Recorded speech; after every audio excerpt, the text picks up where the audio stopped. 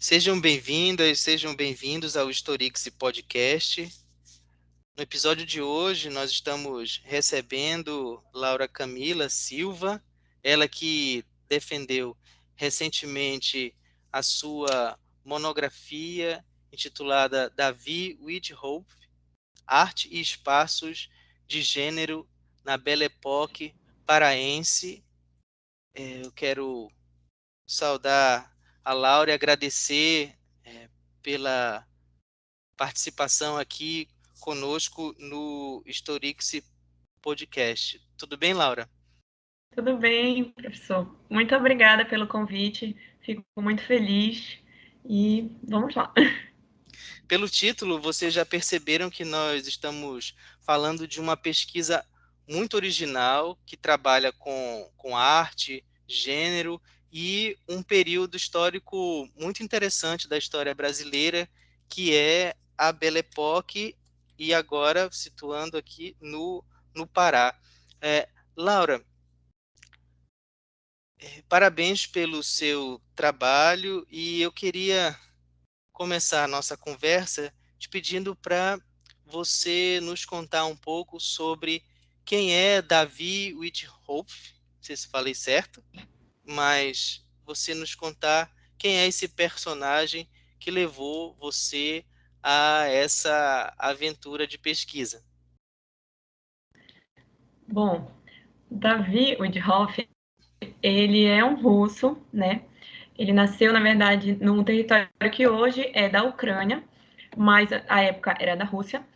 Só que ele é tido como um russo afrancesado nos jornais, reconhecido pelos outros artistas da época como um russo afrancesado, porque aos 16 anos ele começou a estudar a arte no, e posteriormente, logo depois, ele foi para a França, onde ele realmente se consagrou o seu nome enquanto artista. Então, por isso, o reconhecimento de russo afrancesado. E ele é um artista, eu sempre digo, muito completo, porque ele, além de fazer pinturas, ser um grande caricaturista reconhecido aqui, principalmente pelo seu trabalho nos jornais, ele também fez esculturas. Dentro das pinturas, ele trabalhou com pinturas de paisagens, retratos de grandes nomes, ao mesmo tempo em que partiu para um outro extremo de produzir cartazes de propagandas de cabarés, de dançarinas de cabarés.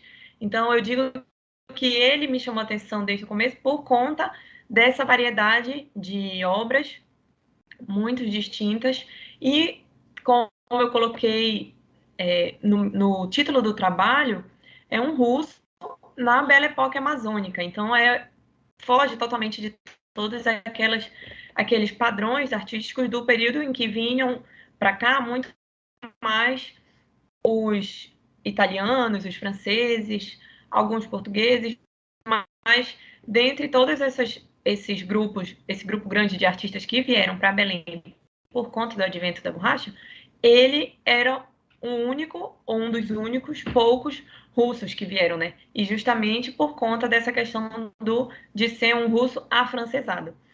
Tanto é que, posteriormente, a sua volta para a Europa, depois do tempo que passou aqui em Belém, ele voltou a viver ele não voltou mais para a Rússia, ele voltou a viver em Paris e ficou lá até o fim da sua vida. Então, ele realmente se identificava bastante.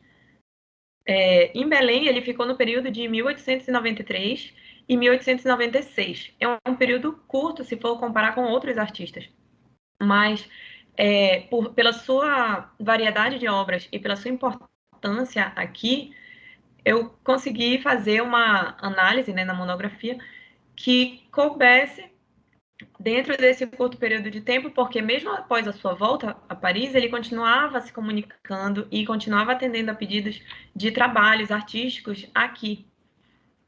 Então, ele fazia homenagens a Carlos Gomes, que são assinadas e datadas de Paris, mas enviadas para cá, a pedido de jornais locais.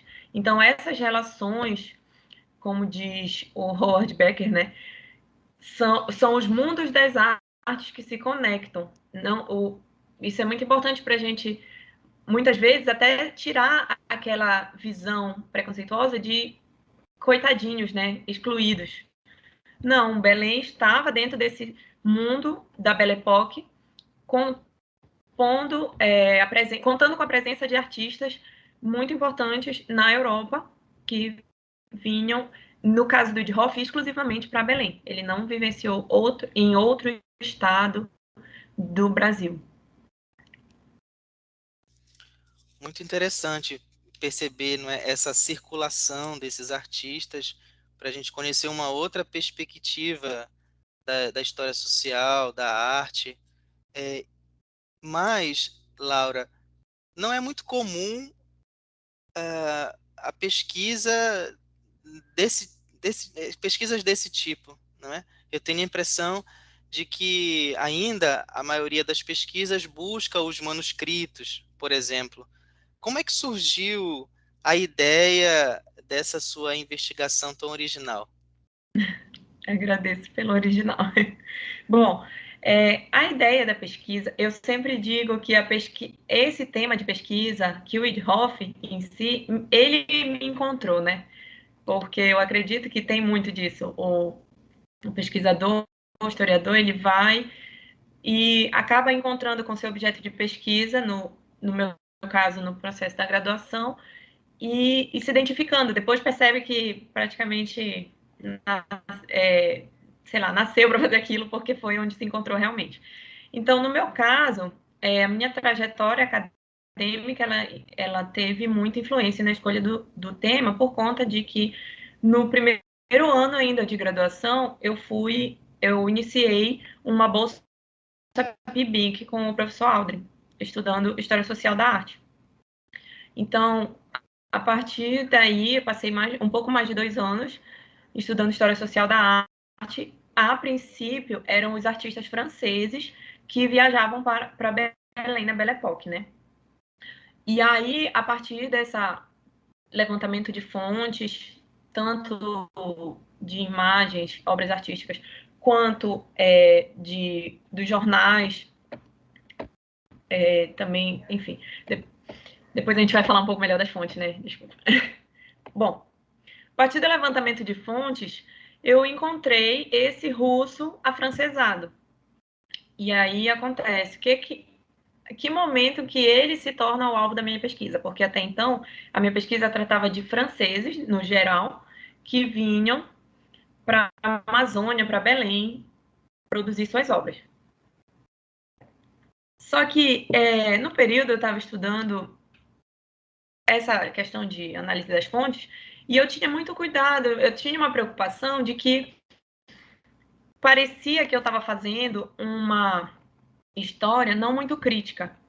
Por quê? Porque sempre aqueles jornais falando bem daqueles artistas, sempre era o europeu que vinha para a Amazônia, trazia a cultura, o conhecimento, enfim, toda aquela coisa que, para mim, enquanto eu sou muito fã do Mark Bloch, enfim, de todas as análises para cá, isso estava me incomodando, porque parecia que eu estava fazendo uma história vista de cima e que estava vangloriando aqueles europeus e somente isso, sabe? Então, isso me causou um pouco de desconforto. E aí, quando eu encontrei o Eidhoff, eu fiquei encantada com as falhas. Eu fiquei encantada com a oportunidade de fazer uma análise que não fosse perfeita.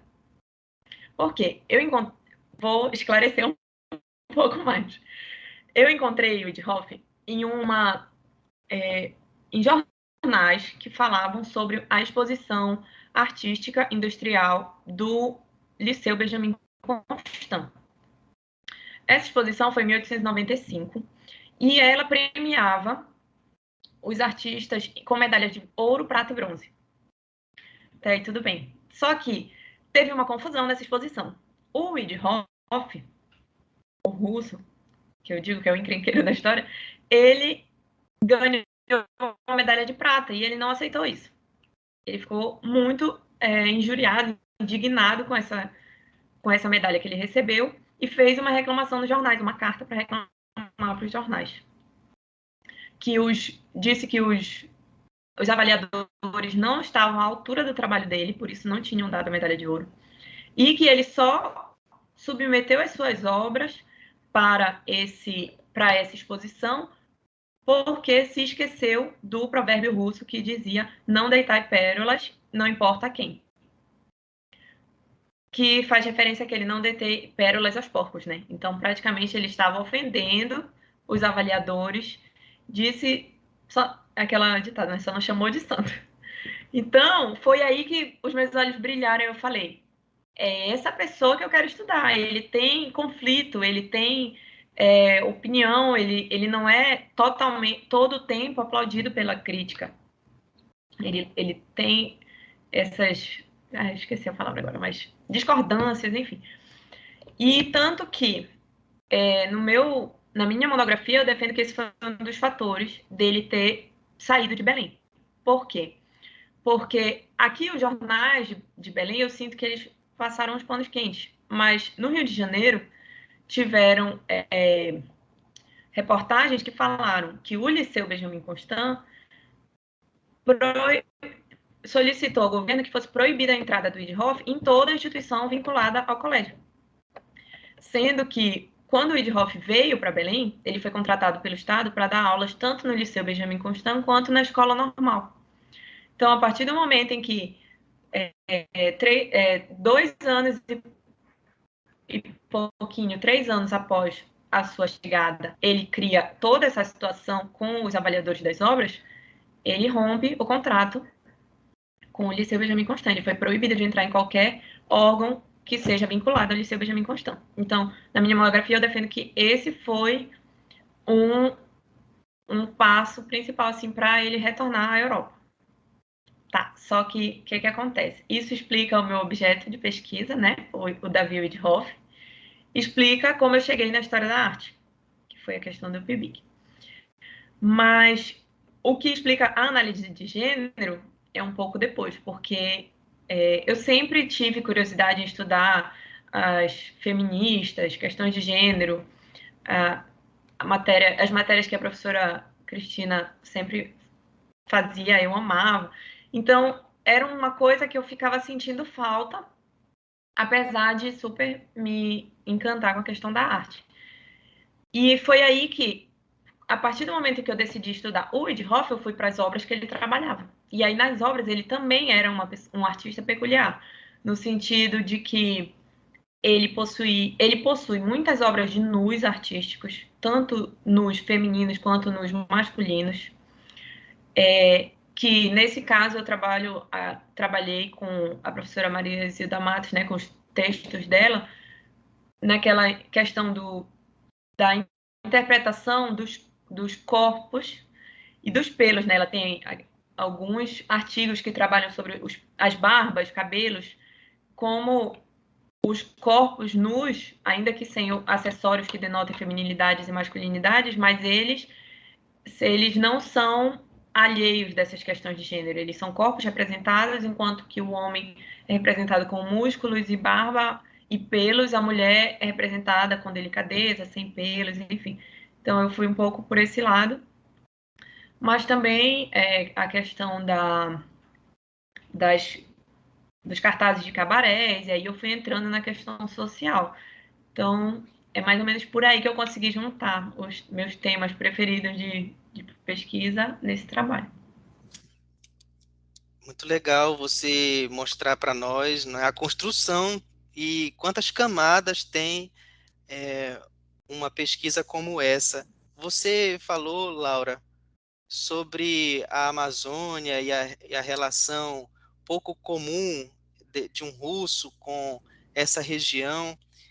Você podia falar um pouco para nós sobre a relação que você descobriu entre a Amazônia e esse artista? Sim, claro.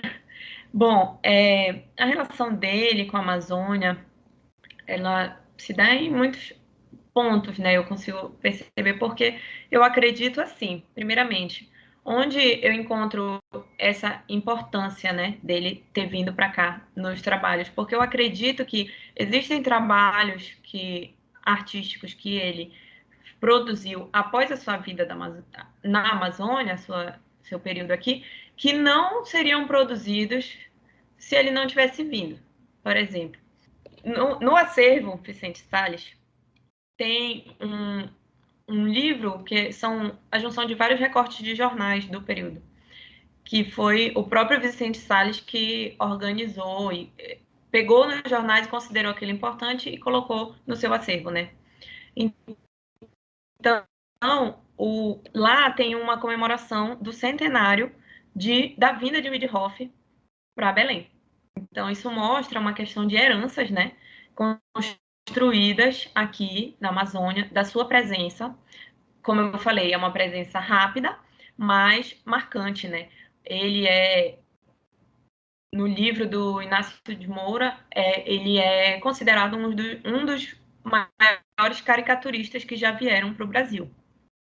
Então, esses são pontos muito importantes. E a questão da Amazônia, eu acredito que por ele ter todas essas características, como é que eu posso dizer? Características pessoais mesmo, de peculiaridade, ele veio para cá, eu acredito que por curiosidade, meu Deus, conhecer a Amazônia. Ele tinha 26 anos quando ele veio para cá, então ele era um jovem, ele não tinha família, ele não tinha constituído família, então ele veio, acredito que com aquela vontade de se aventurar, porque se a gente for pensar como era pintada a Amazônia, e muitas vezes até hoje, como ela é pintada para a Europa, seria aquela coisa do exótico, né? Então eu acredito que enquanto um jovem de 26 anos ele veio para conhecer também, não somente, claro que por conta da estabilidade financeira que ele teria contratado pelo Estado, né? Mas nesses recortes do acervo Vicente Salles, a gente também encontra falas em que diz que o Wiedhoff ficou encantado com os tipos paraenses, né? Com as pessoas que ele encontrava aqui. Então, é muito interessante. Tem uma obra, acabou que eu não coloquei no slide, mas tem uma obra que se chama A Mulher e o Macaco. Nessa obra, é uma mulher tipicamente europeia, no centro, branca, com cabelos ruivos, e ela está do lado de um macaco no meio de uma floresta. Então, eu digo que essa obra, ela é uma representação dessas conexões que foram criadas, talvez, na cabeça dele. Uma europeia dentro da Amazônia, e ela está nua. Então, junta, basicamente, com os nus femininos, que ele também tem muito apreço em mostrar. Mas, por outro lado, ele também fazia obras de encomenda, né? Ele fez essa obra aqui, que é uma alegoria em homenagem ao Carlos Gomes, como eu falei anteriormente. Ele já tinha voltado para Paris, tinha voltado recentemente, e foi pedido da Folha do Norte essa homenagem. Então, tem o Carlos Gomes como um símbolo, né, daqui, e tem também alegorias, como se fossem deusas, enfim, livros. Essa é uma das obras que ele tem do Carlos Gomes, não é a única. Mas, fora isso, ele fez também obras para outros estados. Ele tem obras no Rio de Janeiro, apesar dele nunca ter ido lá. Então, não tenho certeza, ainda não tenho fontes que me comprovem se foi famílias ricas que moravam aqui, que se mudaram para lá e acabaram levando o acervo, ou se foi transferida para lá posteriormente, por venda de leilão. Ainda não sei, mas essa questão dele com a Amazônia, eu acredito que modificou muito a sua visão enquanto artista na produção dessas obras, de sair um pouco daquele... Ele tem muita influência francesa, mas se formos ver criteriosamente, ele não é um artista qualquer com formação francesa, que ele tem a sua passagem aqui de muita importância. Espero ter respondido a pergunta. Sim, o que mostra para os seus leitores como é complexa a história da Amazônia com esses novos personagens que circulam por aqui e enriquece ainda mais essa diversidade cultural, não é, que nós temos. Acrescentar uma coisa, desculpa, Bruce. Só acrescentar também que, bom, quando a gente fala em Belle Époque, é uma coisa muito assim, né? É até meio complicado usar esse termo à torta e à direita. Mas, no caso de Eerdhoff, eu até nem gosto tanto de usar a Belle Époque por conta de que eu acredito que ele pode, sim, ter vindo por conta do advento da borracha, que era um período em que diversos outros artistas estavam sendo contratados, mas eu acredito que a passagem dele por aqui, da forma como se deu, ela não é somente fruto da Belle Époque, mas também fruto da personalidade dele, das obras, das construções que ele fez, porque ele não foi embora por conta do declínio da borracha, né? Ele foi embora antes por conta das suas questões pessoais, da sua peculiaridade, que eu sempre falo. Mas também quando ele saiu daqui, ele foi uma pessoa do tipo ou amado ou odiado, né? Tinham as pessoas que não queriam mais ver ele porque ele ofendeu o Liceu e desrespeitou e tudo. E tinha as outras pessoas que também tinham cartas de amigos dele nos jornais falando, por favor, não vá. Quando você voltar, você vai ser bem recebido, eles vão lhe desculpar, eles vão lhe pedir desculpa, enfim, toda uma situação, e aí, na verdade, que ele não volta. Mas essa própria comemoração do centenário da vinda de Eerdhoff para cá, feita pelos jornais, a gente percebe que foi uma pessoa que minimamente dividiu opiniões, né? Tinha as pessoas que eram saudosas da sua presença e tinham as outras que não queriam que ele voltasse realmente.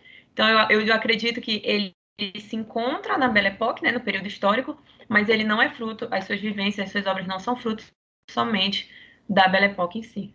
Isso é algo que eu acho que a gente tem que desconstruir, né, o conceito. A Belle Époque é a mesma para todos, como se fosse uma coisa grande em que todo mundo se encaixasse. Não, ela é um período histórico, mas não dá para a gente falar assim, a Belle Époque é a torta e a direita, entendeu? Essa imagem que você se referiu, que tem o Carlos Gomes, parece uma gravura, mas também aquarelas. Como é que é o conjunto de fontes que você pesquisou? E também fiquei curioso, Laura, para saber se você pesquisou essas fontes em arquivos virtuais ou você teve a oportunidade de ir em algum arquivo físico? Como foi essa aventura pelas fontes? Bom, como eu falei, eu tive bastante tempo, né, para pesquisar, porque foi no decorrer da graduação praticamente completa. E eu consegui fazer um trabalho que juntasse várias fontes diferentes. Então, por exemplo, principal fonte, já que eu estou fazendo um trabalho, que eu estava fazendo um trabalho de história social da arte, eram as obras, realmente. E aí, nessas obras do artista, eu trabalhei tanto com pinturas, quanto com gravuras, caricaturas, esculturas. E aí, a partir dessa definição, dentro das pinturas tem as de retrato, as de paisagem, as de natureza morta.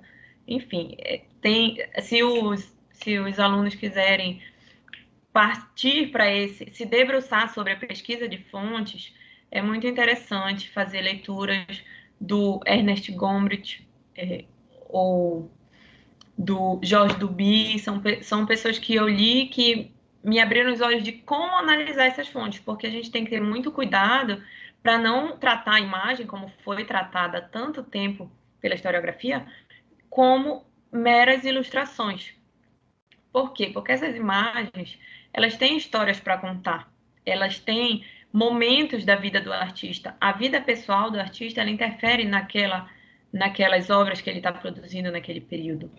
As experiências vivenciadas, a vinda dele para a Amazônia, a moradia e o estudo dele na França, tudo isso influenciou a forma como ele produziu suas obras, porque se ele tivesse ficado na Rússia o tempo todo, aí o recorte seria totalmente diferente. Então, analisar essas obras por um viés da história social como fonte realmente, não como ilustração. Esse é um cuidado muito grande para quem quer se debruçar na análise da história da arte. Em segundo lugar, eu trabalhei com bastante periódicos paraenses e cariocas, principalmente, porque eram os locais onde eu percebia, eu conseguia ter noções de viagens que as pessoas faziam, os artistas faziam, tinham, por exemplo, navio chegou com artistas tal, tal, tal. Quando eles tiravam férias, os jornais anunciavam. Então, muitas coisas nesse sentido. Onde eram seus estúdios, tinha lá o endereço, se a pessoa quisesse solicitar uma obra de arte. Quais eram as turmas, por exemplo, curso. O Widhoff, ele dava aulas no curso de. Ele dava aulas de desenho no curso de agrimensura na escola normal. Então, essas aulas eram divulgadas nos jornais. Então, é muito importante, porque também a pessoa não simplesmente, eu estudo arte, então vou estudar só as imagens. Não, é um trabalho de conexão, de compreender. Para você compreender a vida do artista por trás daquelas obras, você tem que ter outras fontes. No caso, os jornais me ajudaram muito nesse sentido.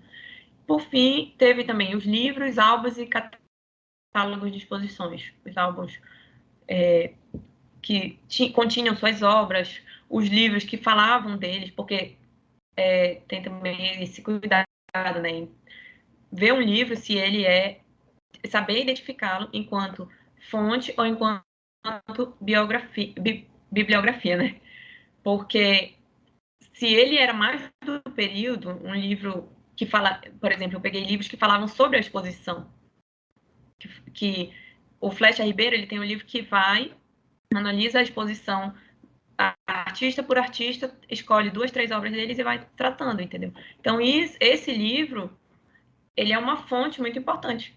Ele foi uma fonte muito importante para mim, para a minha interpretação do trabalho, no seguinte sentido de compreender as críticas artísticas, porque o círculo artístico eu tinha que compreender também uma obra de arte por meio das suas críticas, por meio das suas produções, das suas circulações enquanto vendas ou se eram de museus.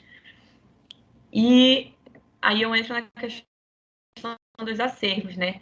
Os principais acervos que eu trabalhei para construir a monografia foram o Museu da UFPA, que fica ali na Generalíssimo. Lá tem o acervo do Vicente Salles.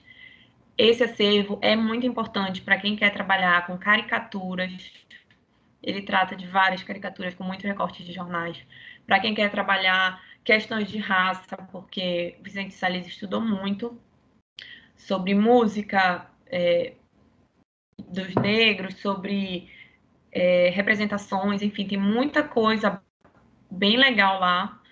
E é um acervo que eles estão de portas abertas para receber ainda mais alunos da UFPA, mas também de outras instituições que tenham interesse. Eles são bem bacanas.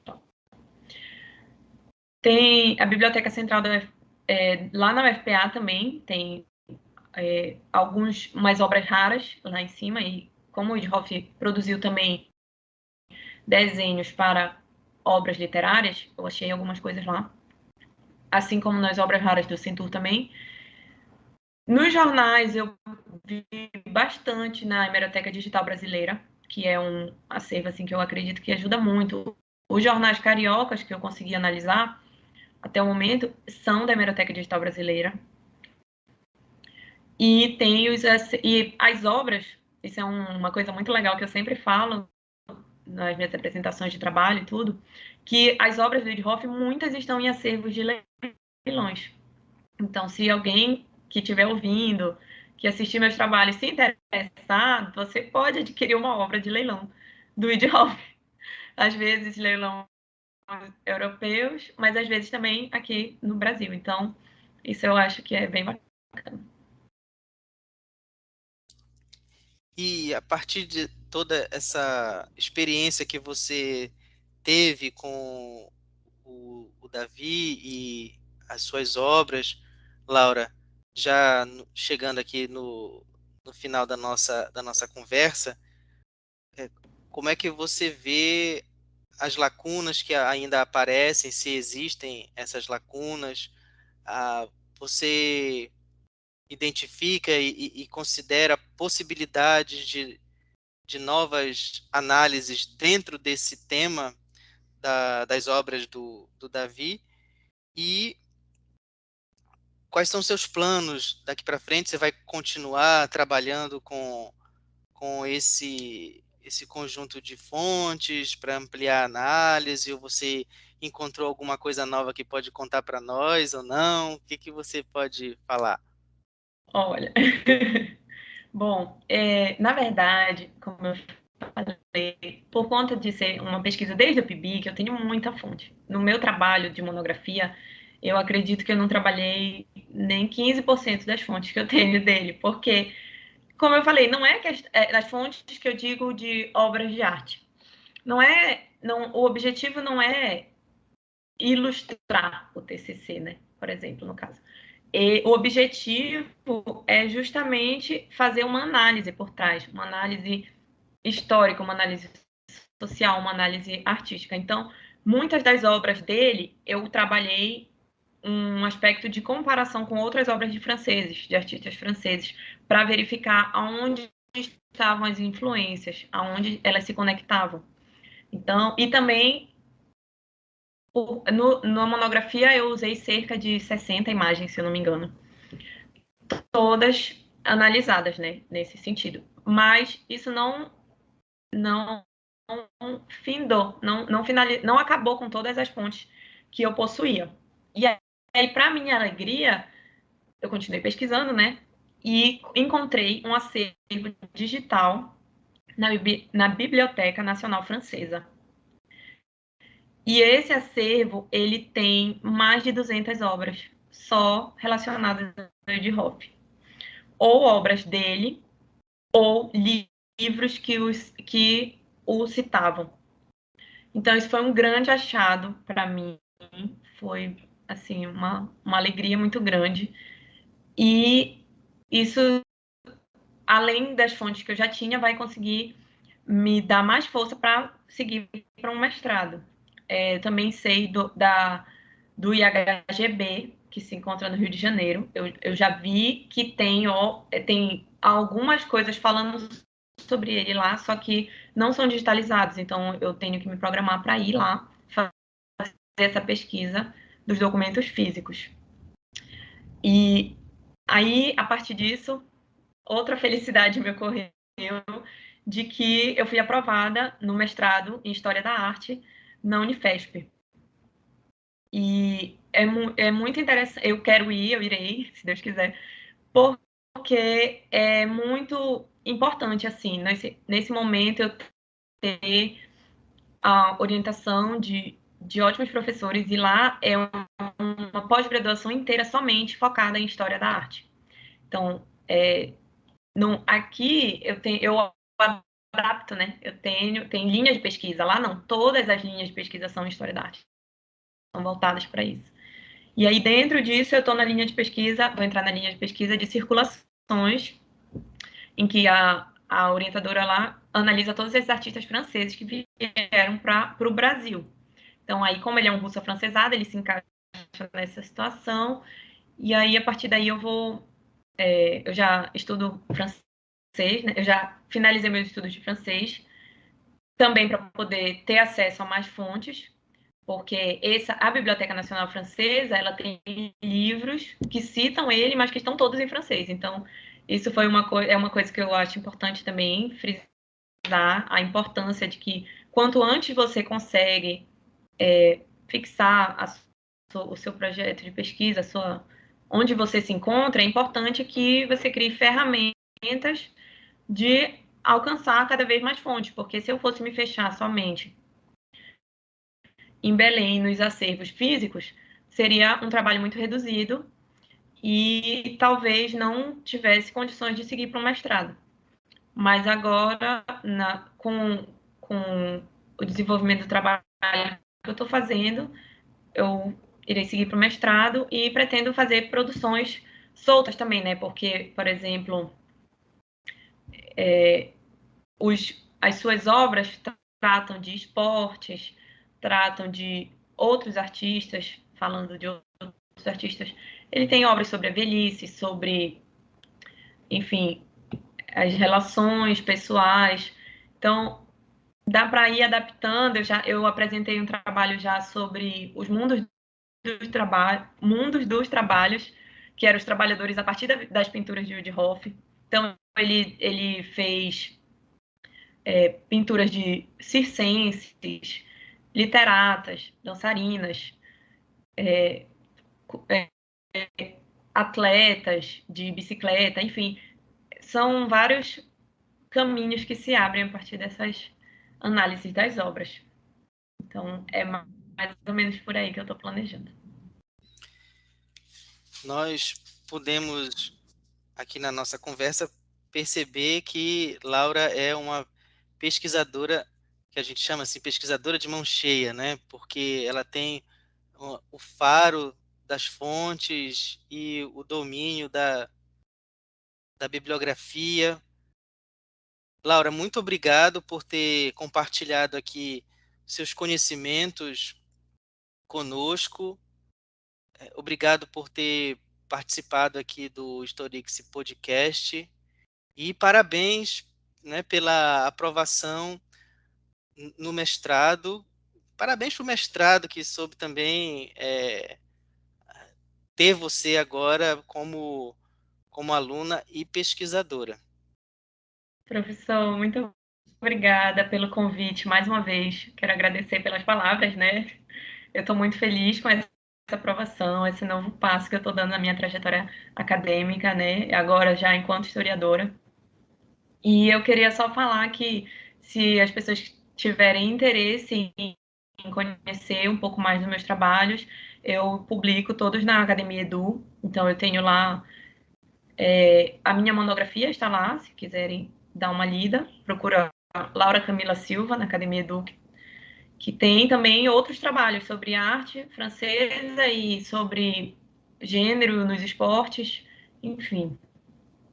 É assim. Ótimo. A gente vai deixar também aqui na legenda essas informações, o link para quem tiver interesse. E eu quero também agradecer a você que nos acompanhou até aqui. Deixa aí o seu like nesse podcast, se inscreve no nosso canal para ouvir outras conversas que nós vamos ter aqui. Obrigado, Laura, obrigado todo mundo e até o próximo Historix Podcast.